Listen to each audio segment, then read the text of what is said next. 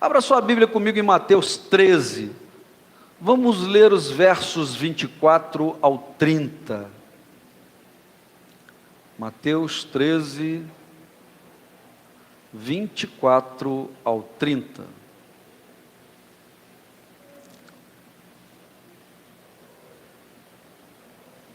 Se você estiver ao lado de alguém que não tem Bíblia, compartilhe a sua, para que todos possam acompanhar a leitura do texto sagrado.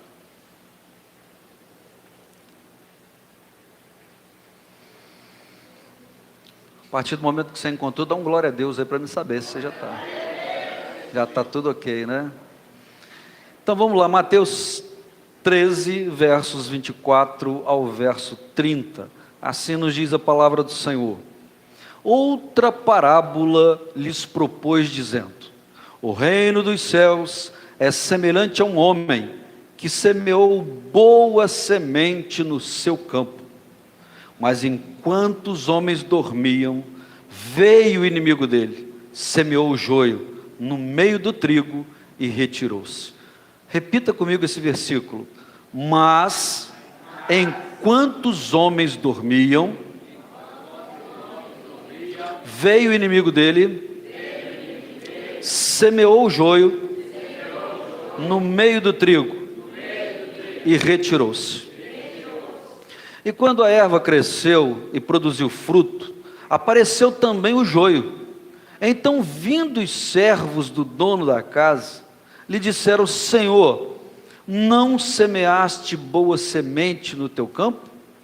De onde vem, pois, o joio?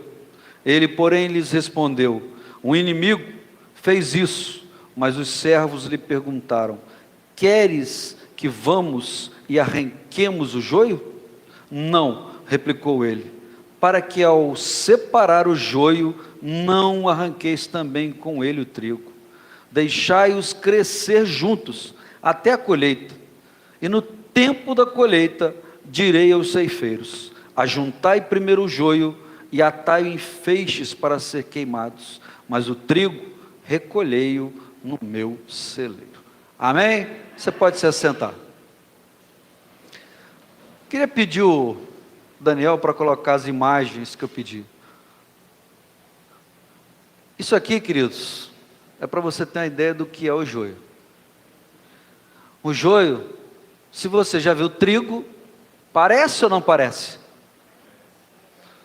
Para nós somos leigos e olhamos à primeira vista, é idêntico ao trigo. Não há diferença nenhuma. Coloca a segunda imagem, por favor. Essa já é uma segunda imagem onde tem o trigo e tem o joio. E há uma diferença clara entre eles, mas somente depois de adulto. Enquanto ele está pequenininho, eles são idênticos. Não dá para diferenciar. O joio, o nome do joio, né, a palavra utilizada para o joio, nesse texto aqui no original, se chama Cisanion. Cisanion é o nome que se pode dar ao joio, uma erva daninha. Por que uma erva daninha? Porque ao crescer ao lado do trigo, as raízes dele se aprofundavam na terra. E se você arrancasse, ele estaria arrancando junto o trigo, porque as raízes dele se entrelaçavam e destruíam toda a plantação. Então isso é muito sério, queridos. Trigo e joio. Mas essa parábola que Jesus conta aqui, é a única parábola da Bíblia, dos Evangelhos, que é uma parábola autoexplicativa. Você não vai encontrar outras parábolas que Jesus retoma o assunto depois e explica o significado dela. Você vai perceber na sua Bíblia, no capítulo 13, que Jesus fala da parábola do joio, depois ele fala da parábola do grão de mostarda, onde ele entra no mérito do assunto da fé, a nossa fé. Logo depois ele vai falar sobre o fermento, o simbolismo do fermento como pecado na vida do ser humano. Mas logo depois ele fala, há uma explicação de por que ele está falando em parábolas. E aí então no verso 36, os discípulos se aproximam dele, né, e perguntam para eles: explica-nos a parábola do joio do campo. Os discípulos pedem para ele voltar, retomar aquele assunto e explicar. E Jesus atende nesse caso. E ele explica aqui do 36 ao 40, o que significava cada uma daquelas alegorias que ele utilizou. E ele explica que aquele que semeia boa semente é o Filho do Homem. Naturalmente, esse nome, esse adjetivo é para ele mesmo, é Jesus, que traz a boa palavra, que traz o evangelho de salvação. E ele diz que o inimigo é o inimigo do Filho do Homem, o diabo. E ele diz que a boa semente, aliás, desculpe, que o trigo, né, a semente boa que cresce, são as pessoas que hão de se salvar. E o joio são aqueles que estão ligados ao maligno.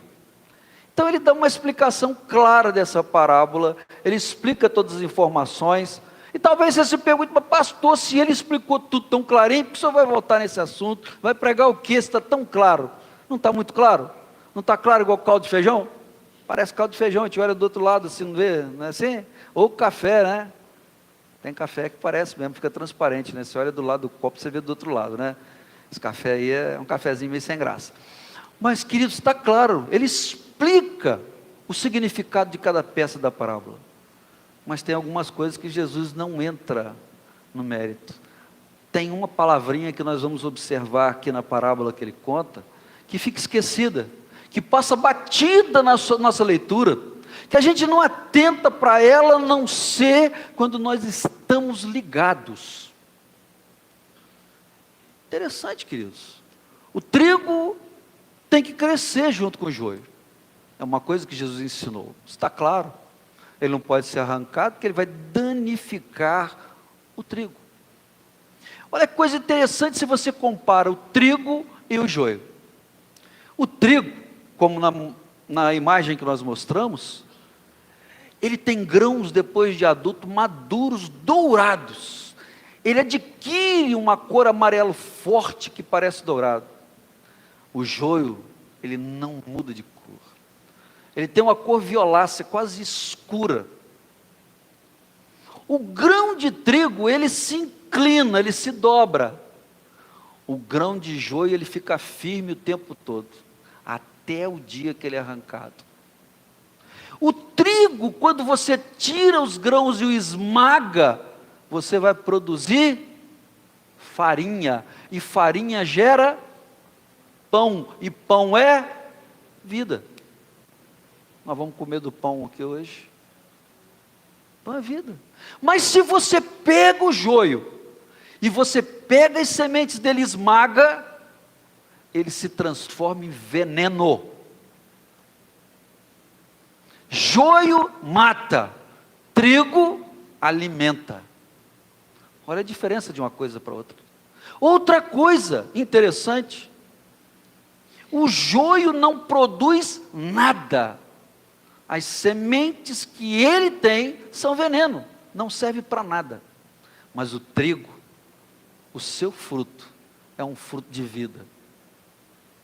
Pare e pensa agora, se você é o trigo, se você é a consequência da boa semente lançada pelo agricultor, você precisa dar frutos.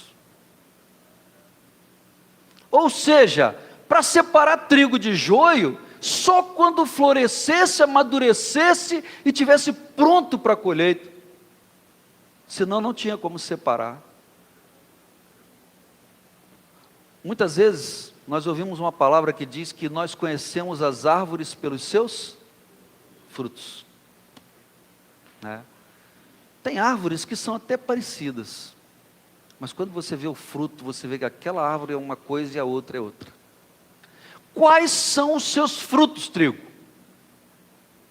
O que você, como trigo, tem gerado? Seus grãos têm sido alimento para as pessoas que estão à sua volta, na sua família, no seu trabalho, na sua igreja, na sua vizinhança, aonde quer que você vá? É uma pergunta que eu gostaria que você refletisse nessa noite. Se eu sou trigo, eu tenho produzido pão para as pessoas? Nós olhamos e vemos o mundo a cada dia com um número maior de pessoas que estão famintas, que estão morrendo de fome, e uma grande parte de pessoas que estão sendo envenenadas com joio. Se você olhar direitinho aí fora, você vai ver isso. Vá para a sua internet, que você vai ver de joio, que você vai ver de veneno destilado para as pessoas.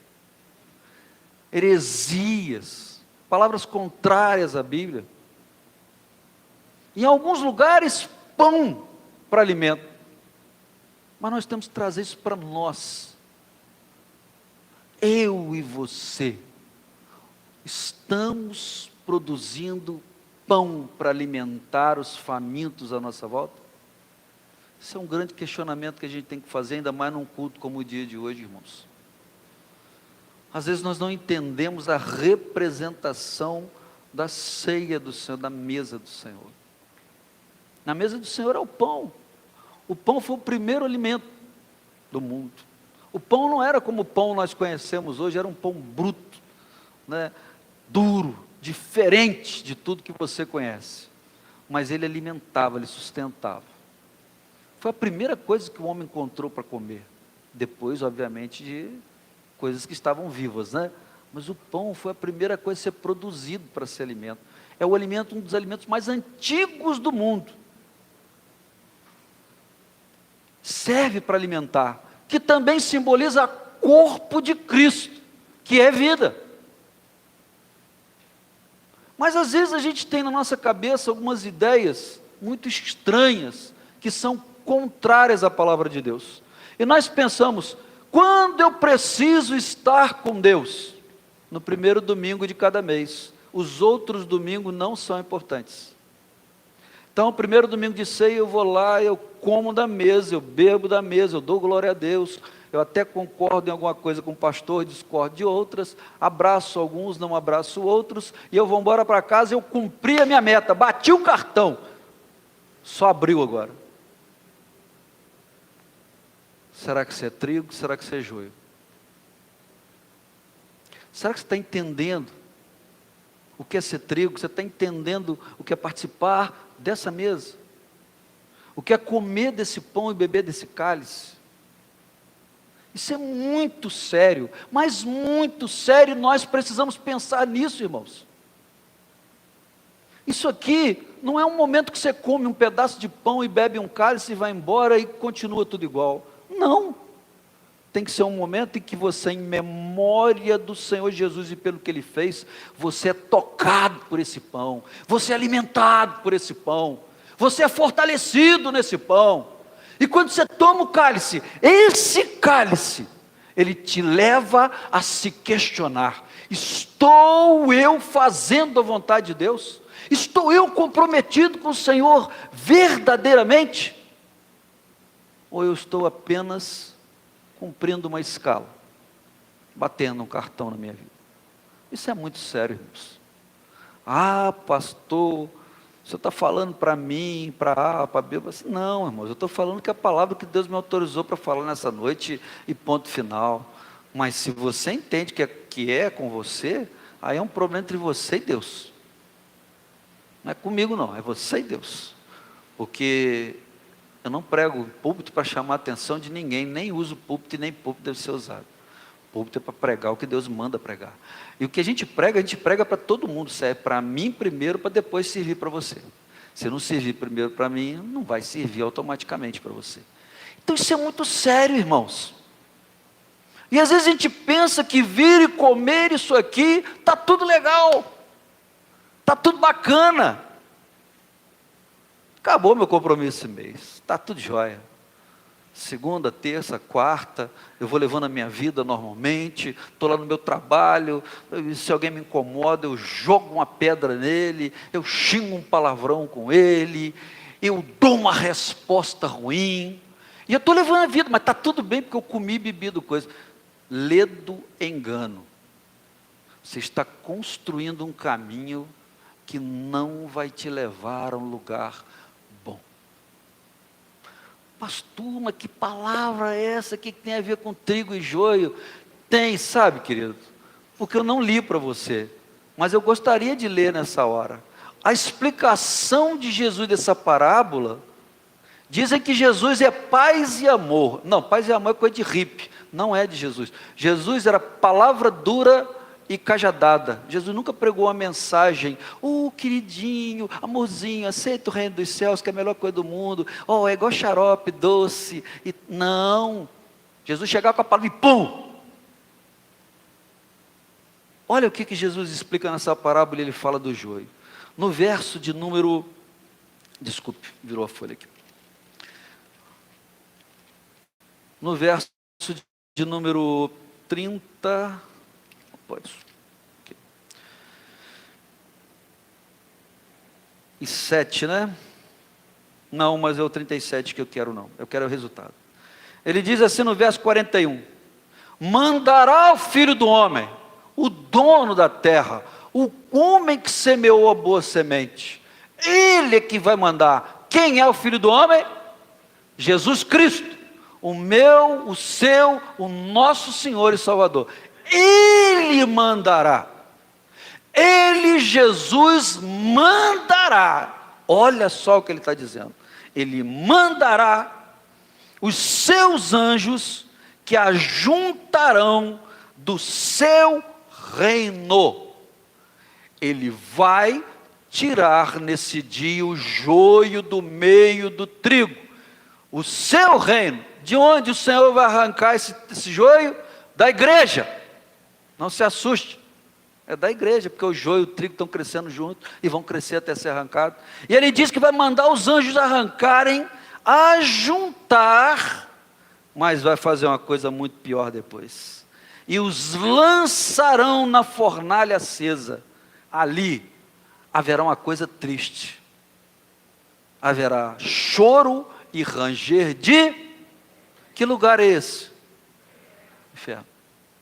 Muita gente hoje não tem mais medo de que haja um inferno, mas eu te garanto, existe um céu, como existe um céu, existe um inferno. Jesus é bonzinho, é tão bacana, ninguém será lançado no inferno. Mentira, joga a tua Bíblia no lixo se você acreditar nisso. Porque Deus tem um atributo chamado justiça, e o dia que Deus negar a sua própria palavra, Ele deixa de ser Deus. O dia que Deus deixar de fazer justiça, Ele não presta para mais nada. É por isso que eu sempre cito um exemplo, essa história, irmãos, de você sair por aí fazendo besteira, dando cabeçada. O sujeito faz dívida, usa cartão de crédito de qualquer jeito, põe empréstimo para comprar carro, não tem condição de pagar, põe dinheiro com os outros, não paga, fica todo enrolado, e depois vai orar e pedir a Deus, Senhor, vai lá e paga a minha conta. Jesus paga a conta dos outros, irmãos. Jesus faz isso. Jesus pode até pagar uma conta sua se é fiel, se não deve nada dos outros, se você não faz safadeza. Mas safado, o dia que Jesus rasgar um processo na justiça contra alguém que cometeu um grave erro e não mudou, Jesus acabou. Deus acabou. Ele saiu da santidade e entrou na lama. Essa é a verdade, irmãos. Tem gente que ora e pede a Deus coisas que Deus não fará nunca, irmãos. Mas nunca. Você imagina? Você não estuda nada para a prova e vai lá e fica orando. Você está perdendo seu tempo, rapaz. Você está perdendo tempo, porque Deus, Ele não vai te ensinar, Ele não vai te aprovar numa prova de direção, Ele não vai te colocar dentro de uma empresa, Ele não vai abrir uma porta para você, se você está todo errado. A gente precisa ser consciente, a gente tem que parar de ser crente neném, porque no século 21, as igrejas estão cheias de bebês espirituais, que acham que podem flertar com o pecado, e ter a bênção de Deus. Não pode, não terá. Quem está no pecado não tem direito à bênção. Isso é sério, irmãos. Isso não é brinquedo. E tem gente temando viver assim. E é por isso que eu nunca vou deixar de falar. Só quando me proibirem, né? Aí eu faço igual o John Wesley, vou subir em cima do cemitério na lápide lá para pregar. Até a prefeitura mandar prender, calar a boca, né? Você sabe dessa história, né? John Wesley foi pregar em cima do túmulo do pai dele, né? Porque proibiram de pregar na igreja. Então, queridos, a gente tem que falar a verdade para as pessoas. No meu tempo, dizem que quando a gente começa a falar isso que a gente está ficando velho. E aí tem um sujeito aqui na igreja que ele pega muito no meu pé, ele deve estar gostando disso. É um problema sério, né? Mas olha só, há muitos anos atrás, eu conheci um irmão, ele era de uma outra denominação, uma pessoa boa, uma pessoa bacana, uma pessoa de Deus, pegava o violão dele, ia lá para presídios, lá em Juiz de Fora, cantar, pregar nos presídios para as pessoas, né? Deus usava ele para as pessoas também, né? Nas suas necessidades, Deus revelava muitas coisas a ele. Mas, esse homem, ele tinha alguns problemas que nós não conhecíamos, nem eu, nem as pessoas que estavam à sua volta. E aos poucos nós começamos a descobrir e ver os problemas que ele tinha. Em casa, no seu relacionamento com a esposa, no seu relacionamento com os filhos, que ele tinha 3 filhos, se eu não me engano, ou 2. E nós começamos a ver tudo aquilo. E nós começamos a nos questionar. Será que Deus está falando pela boca desse homem mesmo? Será que quando esse homem leva uma mensagem nesses lugares, Deus o está usando? Ou ele está igual uma mula de balão? O que está acontecendo? E a gente começa a observar isso, irmãos. E eu te digo uma coisa. Deus não precisa usar mulas hoje. Ele usou uma mula para falar com o balão, porque não tinha mais nada perto. Ele não ia usar a montanha, ele não ia usar o chão e o pó da terra. Ele ia usar alguém vivo. Por isso ele usou a mula. Mas, queridos, hoje em dia tem muito vaso limpo de Deus na terra. Deus não precisa de mula nos dias de hoje. Porque Deus tem pessoas sérias escolhidas, com as suas vestiduras lavadas no sangue do Cordeiro, que Deus pode usar. E aquele homem, ele não terminou a vida dele muito bem. Estava lá e tinha uma imagem legal, mas ele não terminou bem. Sua mulher morreu infeliz, triste, esperando o carinho dele, esperando a atenção dele, que ele nunca deu. Os filhos esperaram dele o que ele nunca deu para eles, mas deu para as pessoas de fora. E um filho dele tomou um caminho bem longe de quem vai para o céu. Isso é muito triste, irmãos. Isso é muito triste. Quantos a gente vê por aí? Foram semeados, receberam a boa semente. Semente de trigo, queridos.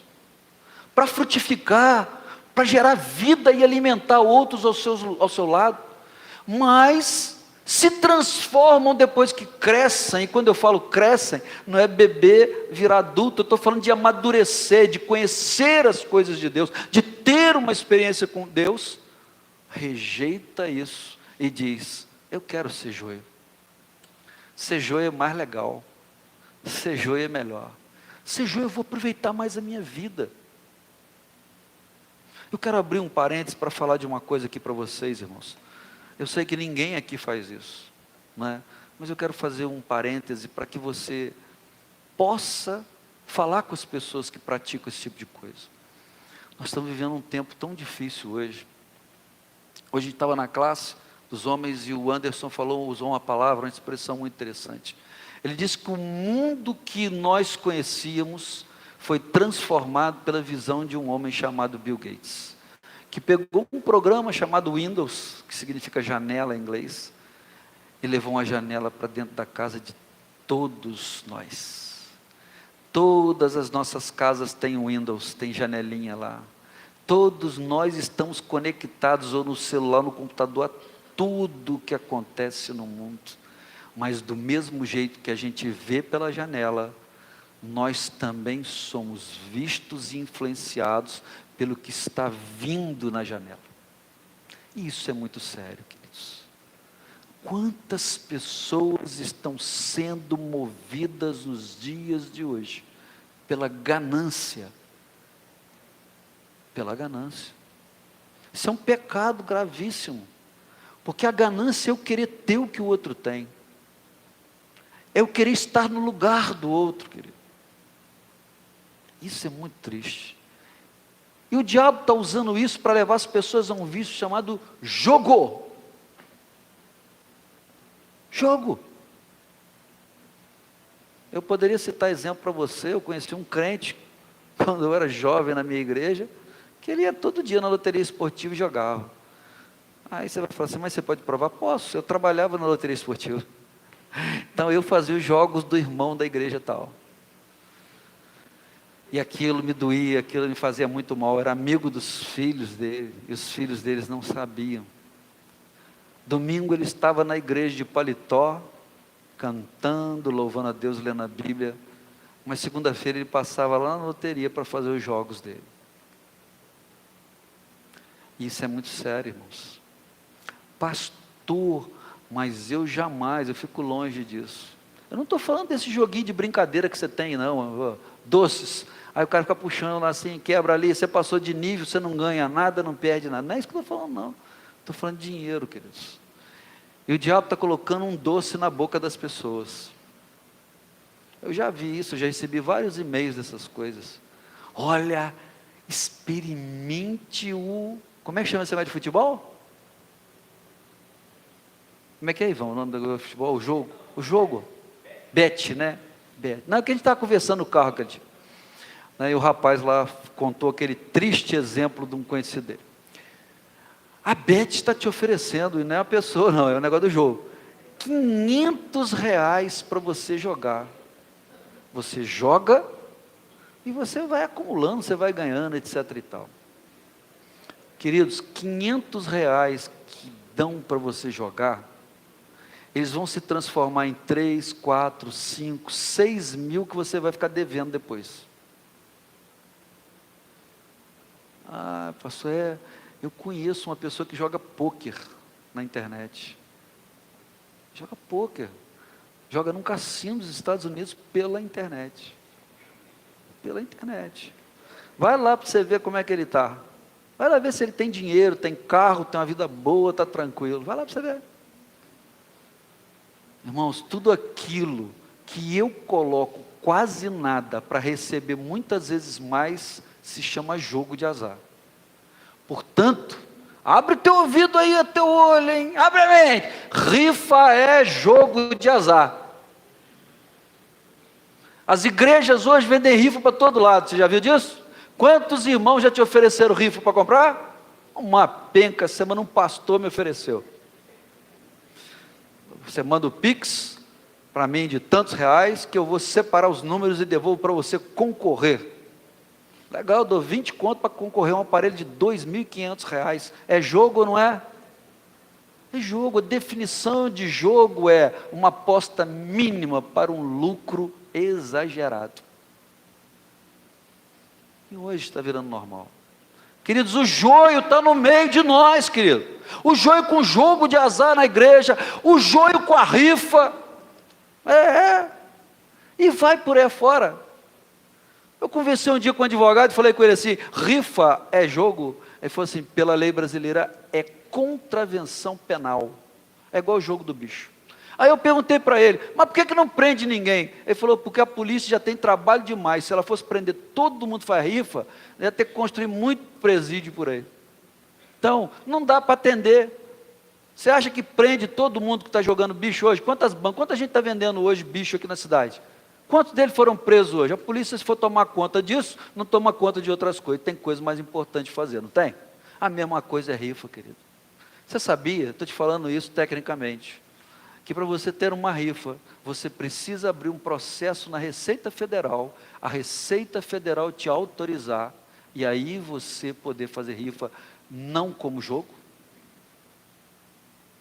Só que as pessoas não estão nem aí para isso. Caso contrário, é jogo.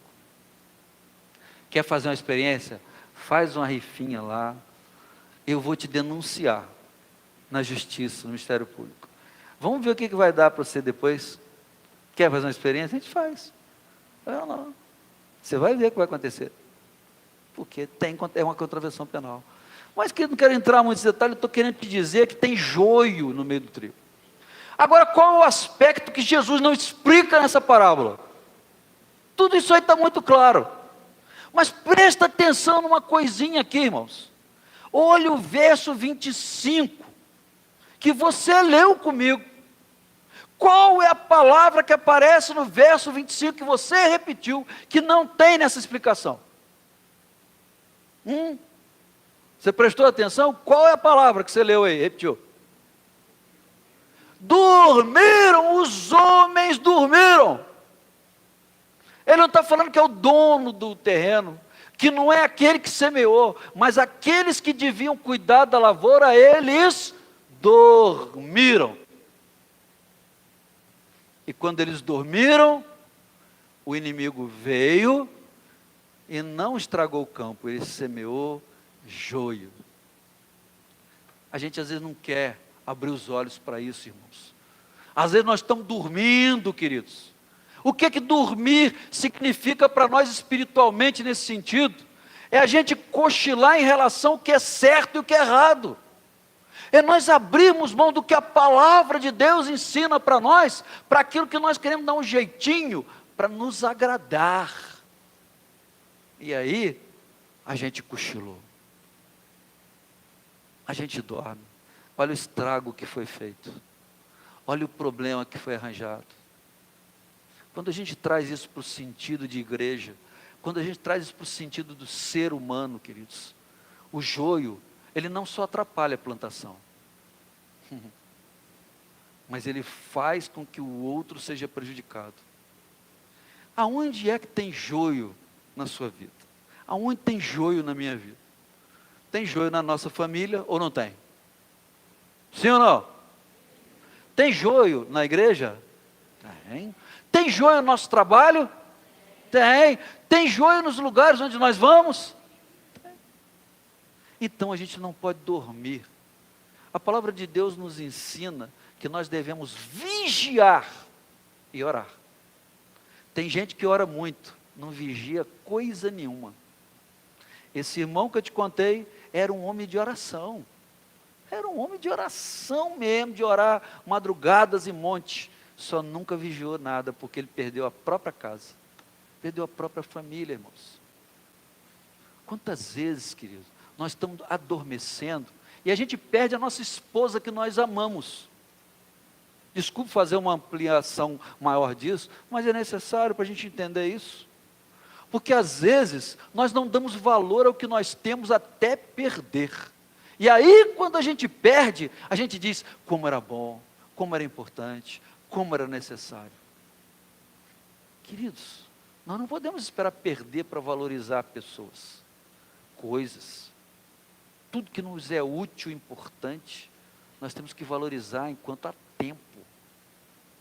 Quantas vezes o diabo vem, a gente cochila e ele joga o joio no nosso meio.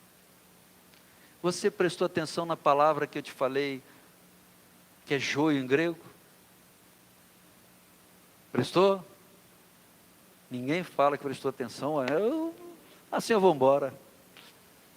A palavra é, quem arrisca? Cisânion.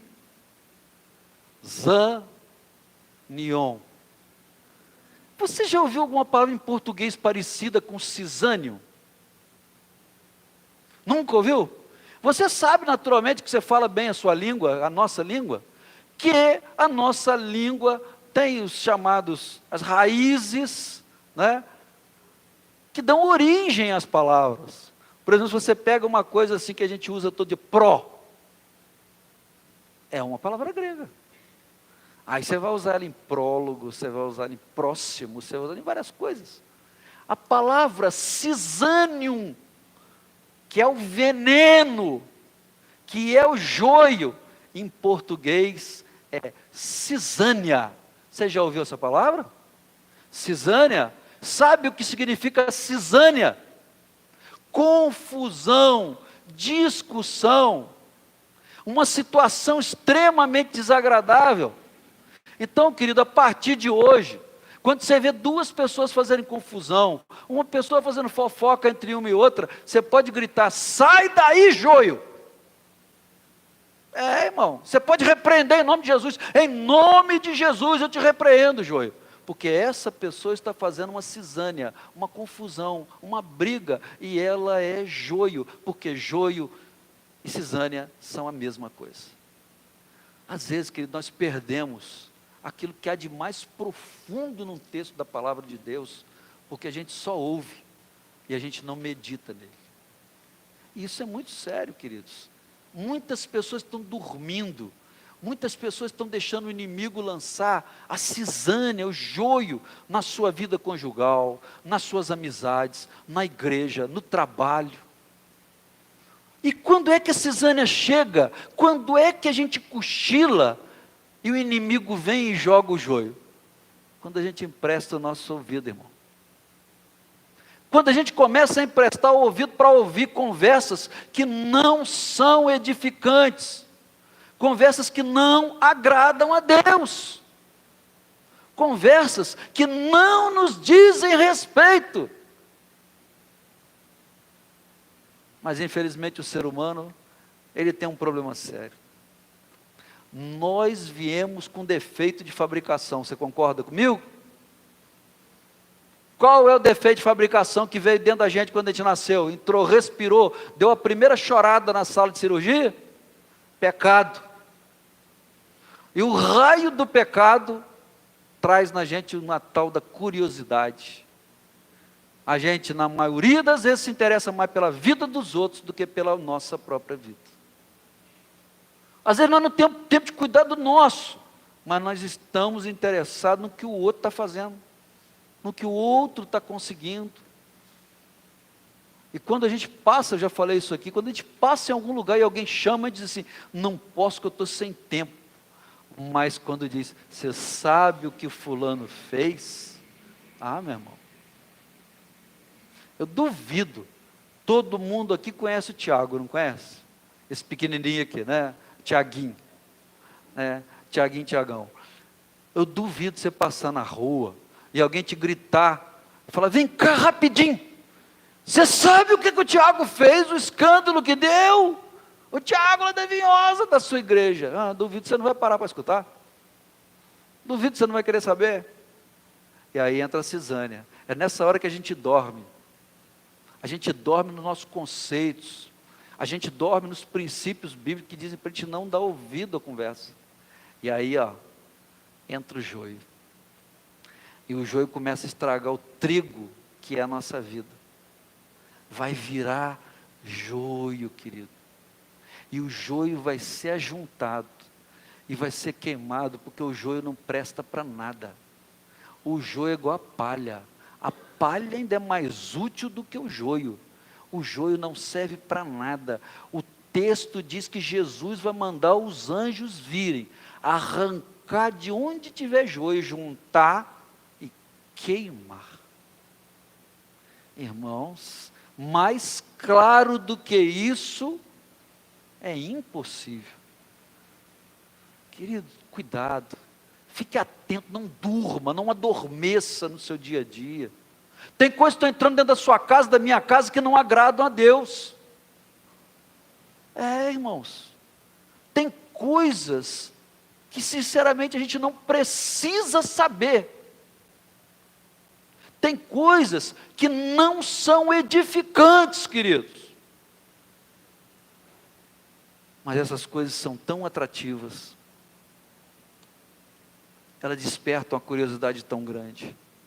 Mas essas coisas são coisas que serão queimadas nos últimos dias. E aí? O que você gostaria de ser? Ou melhor, o que você gostaria de evidenciar na sua vida?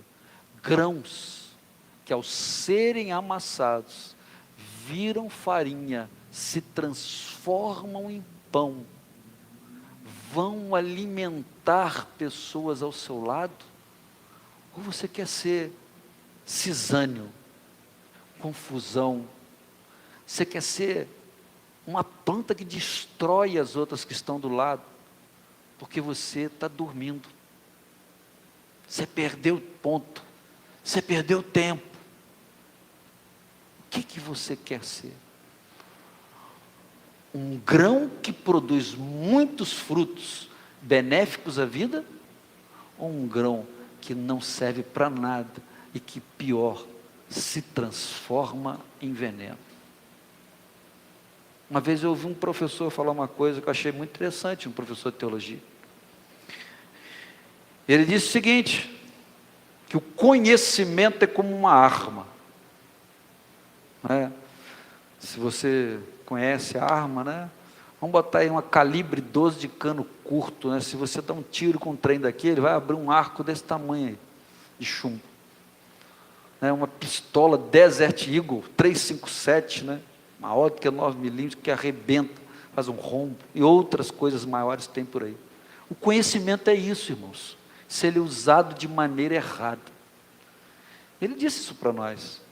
O que vocês estão aprendendo, o que vocês vão acumular durante esses 4 anos aqui com a gente, se vocês usarem de maneira errada, vai ser como dar um tiro na cabeça de certas pessoas. Complicado. Quanta gente hoje está usando o conhecimento para destruir os outros? Quanta gente hoje está sendo joio? Pega a Bíblia, tira a Bíblia do contexto e traz uma interpretação pessoal para satisfazer a sua vontade. Hoje a gente tem muito isso na Bíblia. O cara pega ali, ele lê a Bíblia, pega um texto que não tem nada a ver, e ele quer satisfazer a sua carne. E ele diz, tem nada demais. Salomão tinha 700, por que eu não posso ter 3? Por que eu não posso ter 2 mulheres? Ele vai na Bíblia, ele distorce a Bíblia, traz a Bíblia para o seu conceito miserável, ganancioso, e diz, dízimo era no passado, não é mais hoje. Vocês estão entendendo? Eu estou dando 2 exemplos simples, bem claros, bem básicos, para vocês entenderem. Como hoje tem joio, irmãos. Como hoje tem joio. Pessoas estão entrando dentro da Bíblia e estão dizendo, cara, a igreja não é um templo. Não é mesmo. A igreja somos nós. Mas, queridos, você não precisa congregar. Você pode ficar na sua casa, que você cultua, que você adora, que você está bem com Deus e está tudo certo. Isso é joio, irmãos. A Bíblia não diz isso. Pelo contrário, diz que nós temos que ter comunhão uns com os outros. Queridos, a coisa é muito séria. O joio está para todo lado. Na mente das pessoas, através de ideias, no meio das pessoas, através de práticas que vão contra a palavra de Deus. E aí? Até quando a gente vai conviver com isso? Porque chega uma hora que a gente começa a amadurecer. A gente começa a crescer. Se a gente não for diferente do joio, nós corremos o risco de sermos arrancados. Isso é muito sério, irmãos. Isso é muito triste. Eu fico muito triste quando eu encontro alguém que diz assim, eu era da igreja, eu ia na igreja, mas eu fiquei cansado de ser cobrado, aqui fora é tão bom, ninguém me cobra nada, eu estava na igreja, mas eu estou cansado, eu estou feliz agora que eu estou longe da igreja. Me dá uma tristeza tão grande, irmãos, mas tão grande, porque isso é ser cego, é não conseguir enxergar a verdade, é ser joio e pensar que é trigo. Tem muita gente que está andando por aí, cheio de coisinha dourada, mas dentro é joio, não é trigo. Se comerem do que dá, vai envenenar e vai matar. Outra coisa que eu te falei da característica do trigo, o trigo se dobra, porque os grãos pesam e eles se inclina para não quebrar e não se perderem os grãos. Mas o joio fica reto, ele é firme. Ele não se dobra para lugar nenhum. E quando vem o vento, ele quebra. O que isso traz para nós de informação, irmãos? Quem é trigo é ensinável. Quanta gente que não é ensinável. Eu sei tudo, eu sou o rei da cocada preta. Vem não, tem explicação para tudo, tudo tem que ser do meu jeito. Vai dizer que você nunca encontrou ninguém assim, irmãos? Eu já encontrei um monte de gente assim dentro de igreja. De ser fariseu, de querer a morte do irmão e achar que está tudo bem. E vai você falar com essa pessoa. Você vê praticamente uma reação da pessoa querendo te esganar, te pegar pelo pescoço. E você é obrigado a confrontar. Você é obrigado a falar para ele que ele está quase possuído ou possuindo o diabo, não sei, né? Que a coisa está feia. Queridos, o trigo se dobra. Ele tem um produto de qualidade. Ele se inclina para não quebrar. Ah, o joio não, o joio é orgulhoso. Eu vou ficar ereto, eu vou ficar pronto aqui, vou estar firme. Eu não preciso de nada. A gente precisa aprender muito com a palavra de Deus, irmãos. Quanta coisa escapa ao nosso entendimento. Sabe por quê, queridos? Que a gente lê a Bíblia como lê um livro qualquer. A gente lê a Bíblia como lê um jornal. E esse livro aqui, ele é especial. Sem o Espírito Santo, isso aqui não adianta só fazer uma leitura. Mas quando o Espírito Santo usa esse livro e você lê, ele se revela a nós. E aí as coisas mudam e as coisas são diferentes. Nessa noite, eu quero te motivar, eu quero te animar nessa noite, a você ser trigo.